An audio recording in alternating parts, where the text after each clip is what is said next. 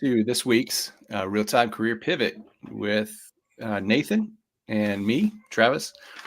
I had to move this week's from Wednesday to today, and actually moving forward, we're going to be moving it to Mondays. It seems like a much better day for us and a lot of other people because we're dads, and Wednesday this is hectic. And so yeah. So welcome. Today have some loose topics, I guess, to talk about. Nathan, what's on your mind this week with where you're at with your pivot? Oh, good question. It's been another good week. So for context, I don't know if people are following this journey or not. I officially left recruitment 3 months ago and picked up a contract just before I was about to turn to driving an Uber. So I'm launching a startup to help dads. It's called Dadversity. My intention was to leave recruitment to put more effort into Dadversity and more time, and I needed something really, really flexible to help me do that. So that was going to be driving a taxi essentially. And then just prior to doing that, a contract opportunity landed with the University of Oxford, still in recruitment, and so I dived into there about 6 weeks ago now, and actually it's quite interesting. So I don't know about you, Travis, but whenever I'm working in a contract or working with a client, I throw myself into it at the deep end, and I put so much more time in than probably they expect, but it's probably necessary as well. And I realized probably last week that actually, it wasn't even last week, it was probably last night actually. I realized putting that amount of effort and intensity in to a contract and almost like sidelining the side project, which is Dadversity, actually is a really bad thing for me. Not in a sense that Oxford gains massively because they get obviously a higher level of velocity of work and all that good stuff happens. But like personally, I feel like the side project in terms of Dadversity isn't going anywhere. It's lost its momentum because all of my time's going into another area. So yeah, I think you just kind of tweaking as we go and learning what's working and what isn't, and so that's been the story of this week, I guess. And I would never advocate for this, but when you are launching a side project and you have a job, maybe it's worth just holding something back in reserve. And I don't know if that's good advice or not, but it's one of the learnings from this week. Yeah. How do you plan to kind of get that momentum back, get things back on track? Because momentum's huge, man. It's huge. You know what? It really is. I remember about 4-5 weeks ago, maybe 2 months ago now, Dadversity had just essentially doubled in size. And for context, we went from like 118 dads to just over 300. So it more than doubled. And that's not a huge number from a community perspective, but it's very, very new. But you had this feeling of just buzzing all the time. Couldn't wait to get stuck into the next project. Couldn't wait to record the next podcast. Couldn't wait to get the micro clips out into social just to see what was working, run the next test, get more dads involved in the community, and hopefully help them solve some problems. And you're right, when that momentum dies, it is so hard to get it back, even just from like a mindset perspective in terms of having the space to record podcasts, getting the micro clips going again. Like it's really, really difficult. And so so actually, I don't know what the answer is. The answer is just have to get through these little moments, I guess, of challenges and just get it done. Like just get the work done that's needed to build momentum again. And so that's the plan. So record more podcasts, get more micro clips out into the community, and start getting more micro clips out into social, because I've not actually posted about Dadversity for about 4 weeks now. And guess what happens? Like no new people come through the group. Yeah, exactly. Yeah. And I think that ties into consistency, right? And I saw some people talking about consistency on LinkedIn, about it's overrated, quality over quantity. And I get all that, but I have to disagree with them on the value of consistency and consistently showing up And if you could show up at the same time, it makes it more, predictable, and people can tune in. Like, we've kind of switched this around, and hopefully Monday sticks, because we need to build that consistency, that back of people's mind. Hey, okay, it's 8 a.m. Pacific, it's 4 p.m. London time. These guys are going to be going live. I want to check, tune in. And I think it's so important, because I get the whole quality over quantity, and it feels like LinkedIn is full of quantity. However, what I've noticed in being consistent, if you wait for perfect, you're never going to do it. And if you wait for perfect or good, you're going to only post a couple times a week. And some weeks you don't post at all, because you think it's not, what you have to share is impactful. And what I found is, the things that I thought were just banal or not that interesting somehow gained tons of traction. It's just like, holy cow, why is this what gains traction? I wrote something more meaningful that I spent more time on last week, and it was crickets. Yeah. And so I think just showing up, not everything is going to be a home run, and you can't just wait for home run pitches, because they're not coming, right? You're going to get curveballs, you're going to get sliders, and there's a baseball reference. And so if you're lost on what I'm saying, it's not a soccer football reference. Now you got me to call soccer football. So now we're even. My mission's complete. We can end the series here. Exactly. But I just think you have to be out there. You got to use your own voice. Your own experience is different. I was a recruiter at one time, and I guarantee you my recruiting experience was different than yours, right? And vice versa. And so we have different perspectives.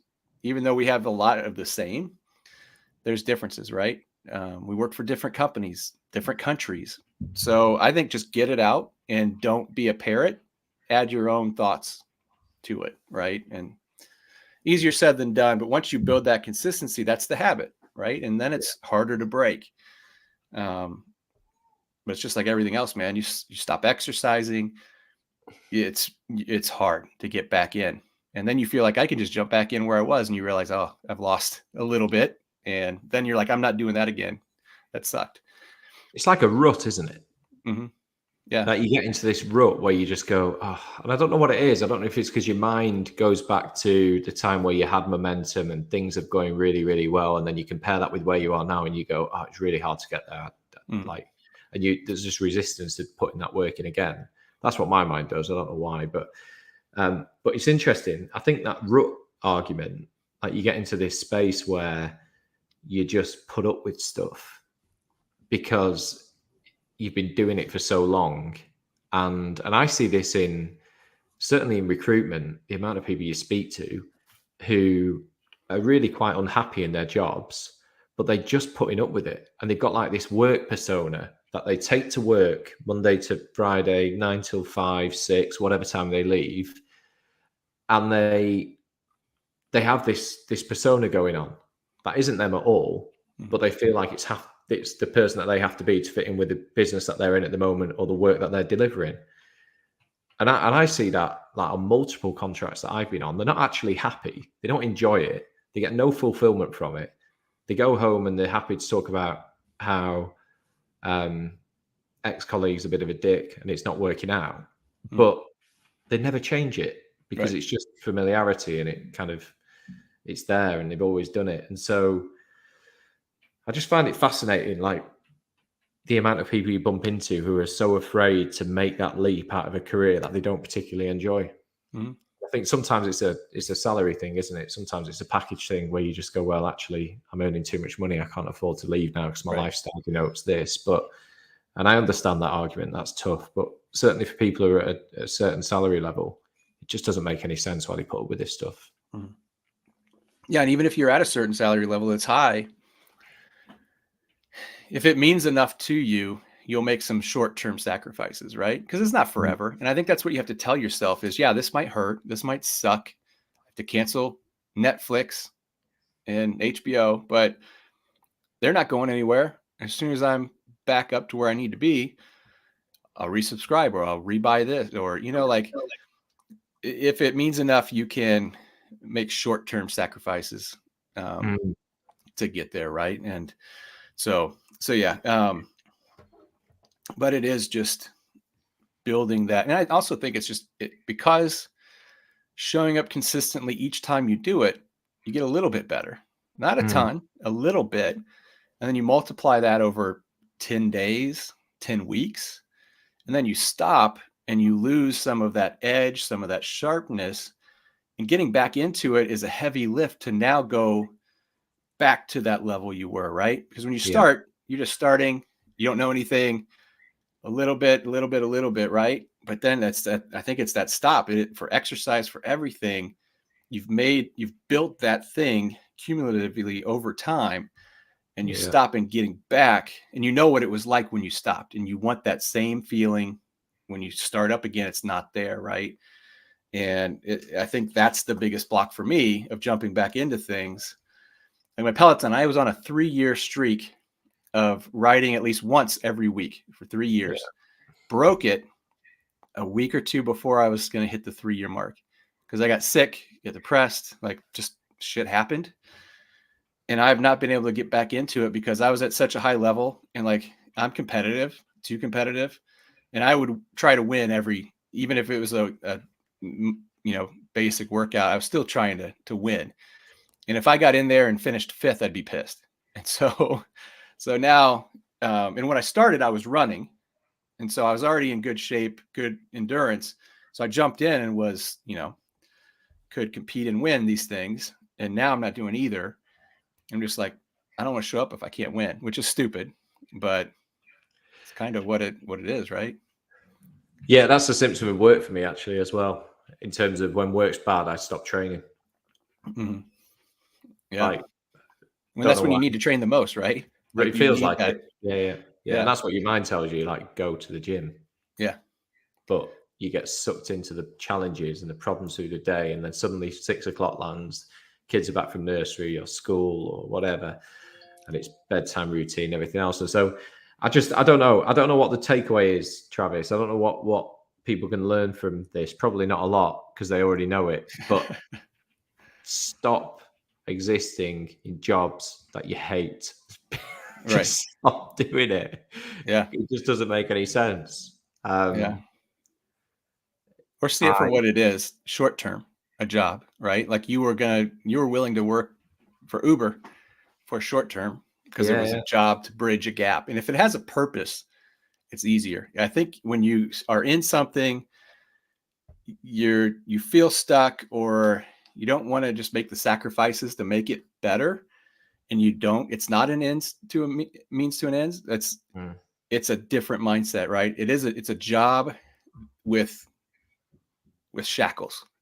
But if it's a job that's a bridge, it's easier. I mean, your recruiting gig now probably is a little easier than what it was in the past before you had diversity to push you, right?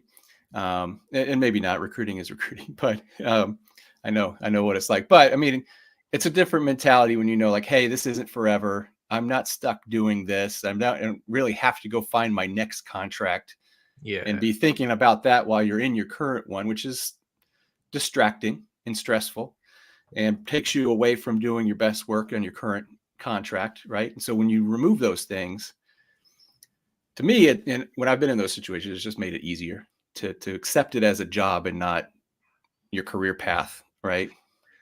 Yeah. And I think that's a concept I've always struggled with because you always try and give like 100% whatever you do. Really, this week for me has been quite enlightening around being a little bit more selfish. And again, it's a concept that you struggle with, but genuinely putting yourself in like the strongest position is probably better for other people around you as well, right? Hmm. I think you can probably appear better as like even a dad, as if you're obviously happier in work, you're going to appear better at home, and everything else looks good. So what's going on with you? Where are you up to? Yeah. Well, one of Political the things, campaign rolls on, huh? yeah. So that's one of the things I've been thinking about, and and maybe we'll dig into it more on Monday when we kick up our new time and day, is the concept of portfolio careers.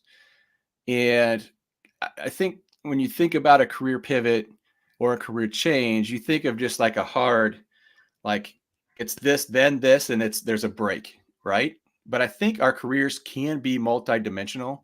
Like, I don't know how much you know about U.S. history, but one of the figures in U.S. history that fascinates me the most is Benjamin Franklin, because that guy did all kinds of stuff. He was like a scientist. He was a publisher. I mean, a diplomat. Like, he did all of these things, and he found a way to make it work, right? And it's like, why do we feel like we have to pick a career, stay in that lane, and we can't do that and this, right? It feels like it's just an or instead of an and. And I think with me and where I'm at right now, I've explored the going to law school thing. Don't know if that's going to work because of the time commitment. And once I've gotten more information on that, they're like, don't have a job while you do this. I'm like, that's not going to work. And so we'll see. But also, just like you said, my campaign, I'm running for city council. That's not a full-time job, but it's going to require time, a time commitment. It's so much different than what I do now in marketing. That it's a matter of like having that mentality of and. So yes, I can keep my business and run for and be on city council and be effective at both. It might have to make me change some of the things about my business, right? Instead of it being all me, now I might need to hire people to, I focus more on strategy and they focus on execution, and I take some off my plate. But I think it's just a matter of like, how can we think in terms of and instead of or when we're thinking about our career? And I think with that, if we are in a career path we don't like, making that transition to and first can help you get to the or, right? To make that shift, to be in a position to make that leap. And that's how I finally got into marketing full time. Was I was a full-time recruiter at Microsoft, and I had some contracts, and then I became a full-time employee at Microsoft. And all the while, I got an MBA in marketing and was paying those student loans, and I wanted to actually use it. Unlike my undergrad degree, I wanted to use this one. And so I just started doing marketing projects, side gigs, right? Until I got to the point where, and I didn't have kids at this point in time, so that was a factor, to where it felt like I had two jobs, where I'd go to work, and Microsoft's not an easy place to work, right? Very demanding. And I would do that during the day. And then I'd come home in the evenings and work on other projects. In the weekends, like my mornings on weekends were like, I spent half a day Saturday, half a day Sunday, working on projects because I had a day job. And it got to a point where I'm like, I've got to make a decision. I mean, yeah, if I make this jump from Microsoft, I'm not going to instantly make what I was making there, but I've got a base and I can sacrifice some things and I can make it work and build it. And then I did that, and I ended up in a year making more than I did when I was at Microsoft. Yeah. But it wasn't like that at first, right? So you kind of have to build a bridge to that next step instead of just thinking I can just rip the Band-Aid off and do it, because then you're under a lot of stress. Like, I've got to get revenue, and that's when you start taking on clients who aren't a good fit. They become bad clients. They maybe don't pay you. And now you've done all this work and for nothing. And I think you just need to be more intentional about that. So you need to give yourself that runway and that bridge, which then makes your day job, well, kind of makes it easier, but then it kind of like, kind of makes it harder, really. Cause you're like, screw this. Like, I don't want to do this. Why am I here? I'd rather be doing this other thing. And I think really that's hard, isn't it? It is hard because it's you see the light at the end of the tunnel. Yeah, launching a company is really difficult when you've already got a job. Yeah, it is. Because you're just conflicted, aren't you? You're conflicted about, well, the conflict. Like, are you actually doing the right thing whilst you've got a job? And a lot of companies probably wouldn't agree that they want people launching a company, a side project, whilst they've got the job there, because they want their full focus and attention. And the reality is you just get pulled away from things at certain times. Like, if you've got a client calling from one of your projects during work time, you're definitely taking that call. Yeah. So, but just even having the energy, Travis, to do it is hard, isn't it? It's demanding. Launching something is really, really difficult. And I think that's one of the things that I've learned over the last couple of months specifically, is that it's just really hard to do. And I'm not sure.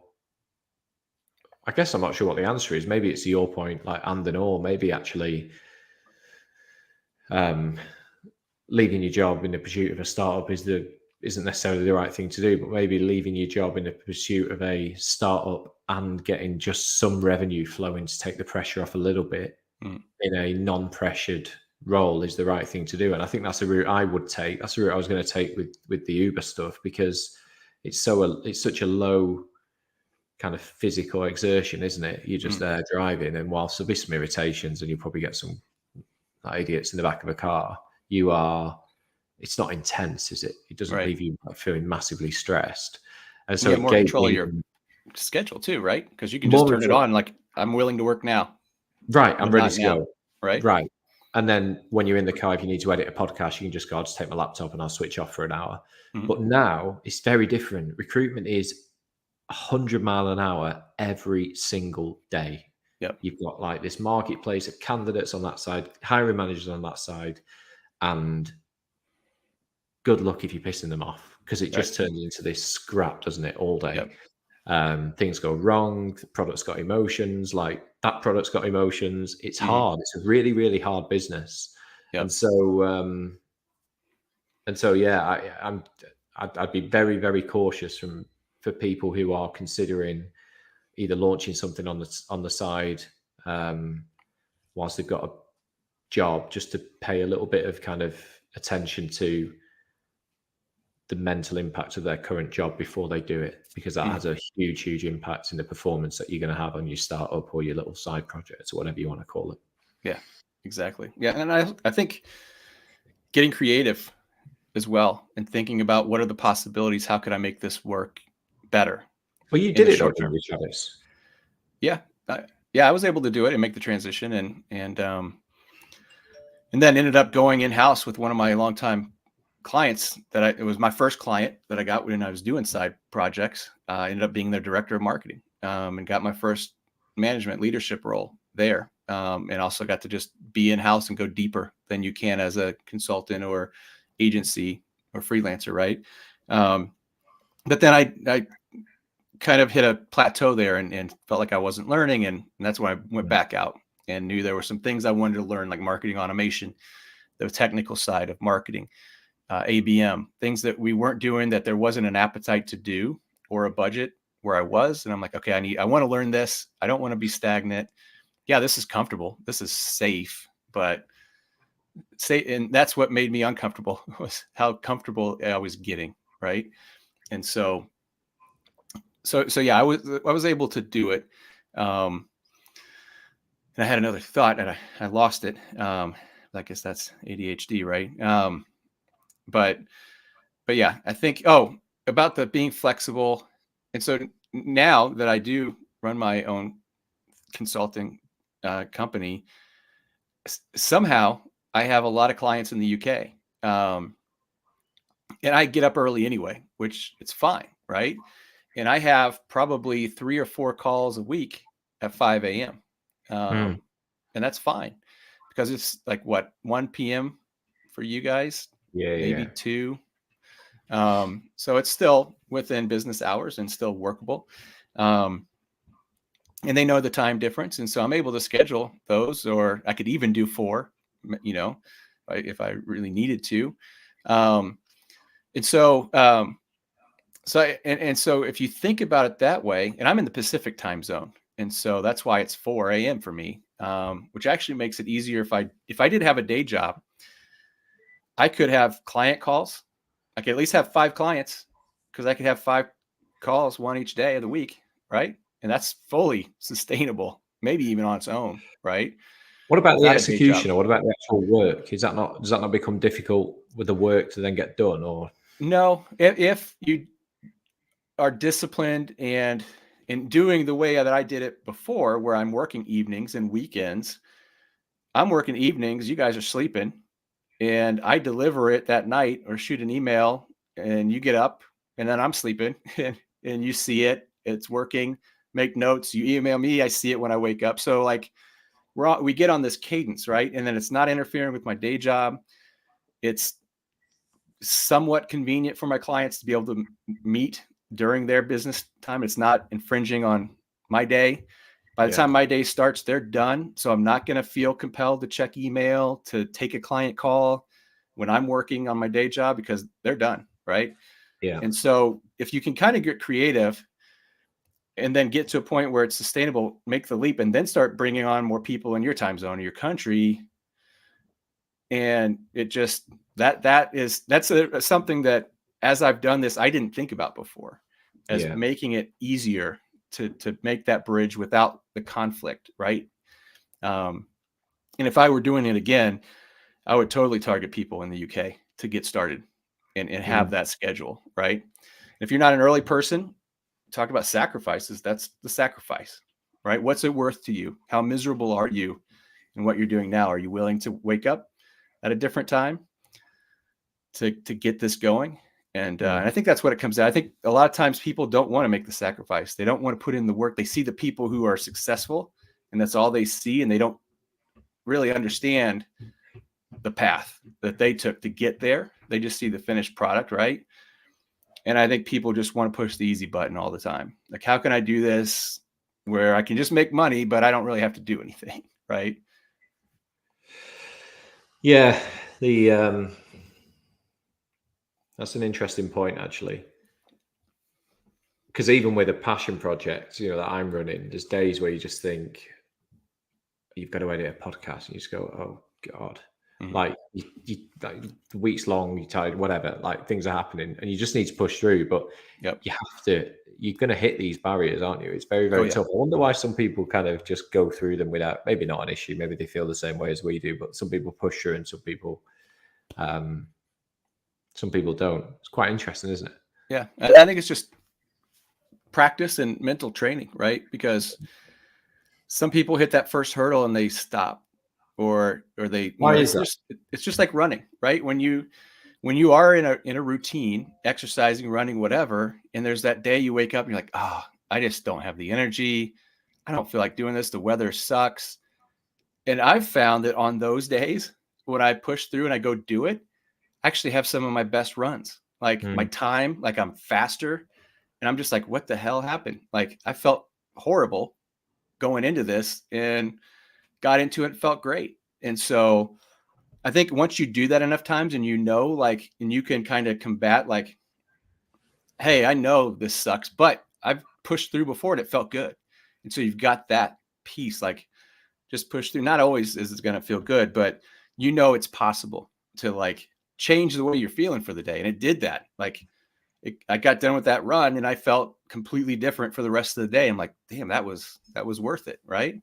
Yeah. So I think that's kind of part of it. Just knowing and doing it and knowing that it's possible and it won't hurt as bad as you think it will. So, and if it doesn't, there's always something else running around the corner, right? What are you, what's the plan for Monday? Because we were actually going to talk about bosses this week. Yeah, let's do that Monday. I'm in a very, very rare situation at the moment where I've got a brilliant boss, right? She's brilliant.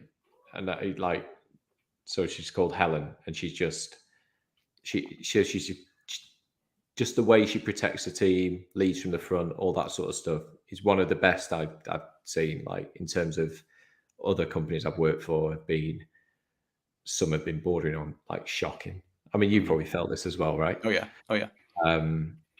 So I think it'd be interesting to talk about the dynamic of having a bad boss and then leaving a contract or a job because of that. Because you probably got some experience of this as well. Oh yeah, it's caused me to leave jobs before. So we'll call it the secret boss episode. Exactly. And I've got a couple of interesting stories to tell. I'll just go like fully in on this. Nice. Yeah, let's do it. We'll spin it up on Monday, see what happens, eh? Cool. Yeah. So Monday, 8 a.m. Pacific, 4 p.m. London time, until our times change, and then it gets wonky for about a week or two. Yeah, let's do it. Bosses on Monday. So one final one. We lost context of this comment. Where'd your brave mind said it always hurts. Yeah, it does. It always what does. a way to end the week. Exactly. It's Friday, so that's good. It'll hurt again on Monday when we. Yeah, we'll get see back you on into it. Monday for more pain. No, I'm joking. It's all good. Yeah. Awesome. Yeah. Well, thanks everyone for joining. We'll see you again on Monday. Love it. See you later.